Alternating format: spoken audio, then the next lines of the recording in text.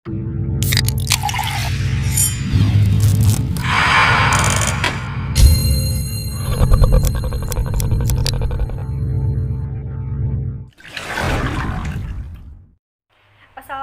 warahmatullahi wabarakatuh. Halo teman-teman, perkenalkan nama saya Novita Melia Lestari. Saya ingin mempresentasikan mengenai analisis karakteristik pasar persaingan monopoli murni. Langsung saja saya akan membahas mengenai materi ini. Pertama-tama, saya akan membahas mengenai pengertian pasar monopoli. Dapat dilihat bahwa pengertian pasar monopoli adalah suatu bentuk pasar di mana hanya terdapat satu perusahaan saja, dan perusahaan ini menghasilkan barang yang tidak mempunyai barang pengganti yang sangat dekat. Contohnya yang pertama adalah PT PLN atau Persero. Yang kedua ada PT Kereta Api Indonesia. Yang ketiga ada PT Telkom Indonesia. Yang selanjutnya ada ciri-ciri dari pasar monopoli. Yang pertama, pasar monopoli adalah industri satu perusahaan. Sifat ini sudah secara jelas dilihat dari definisi monopoli di atas, yaitu hanya ada satu saja perusahaan dalam industri tersebut. Barang atau jasa yang dihasilkannya tidak dapat dibeli dari tempat lain. Para pembeli tidak mempunyai pilihan lain. Kalau mereka menginginkan barang tersebut, maka mereka harus membeli dari perusahaan monopoli tersebut. Yang kedua, ada tidak mempunyai barang pengganti yang mirip. Barang yang dihasilkan perusahaan tidak dapat digantikan oleh barang lain yang ada dalam pasar. Maka barang tersebut merupakan satu-satunya jenis barang yang seperti itu dan tidak terdapat barang mirip yang dapat menggantikan barang tersebut. Yang ketiga, ada tidak terdapat kemungkinan untuk masuk ke dalam industri. Sifat ini merupakan sebab utama yang menimbulkan perusahaan yang mempunyai kekuasaan monopoli. Adanya hambatan kemasukan yang sangat tangguh menghindarkan berlakunya keadaan yang seperti itu. Ada beberapa bentuk hambatan kemasukan dalam pasar monopoli. Ada yang bersifat legal, yaitu dibatasi dengan undang-undang. Ada yang bersifat teknologi, yaitu teknologi yang digunakan sangat canggih dan tidak mudah dicontoh, dan ada pula yang bersifat keuangan, yaitu modal yang diperlukan sangat besar. Yang berikutnya dapat mempengaruhi penentuan harga, karena perusahaan monopoli merupakan satu-satunya penjual di dalam pasar, maka perusahaan monopoli dipandang sebagai penentu harga atau price setter.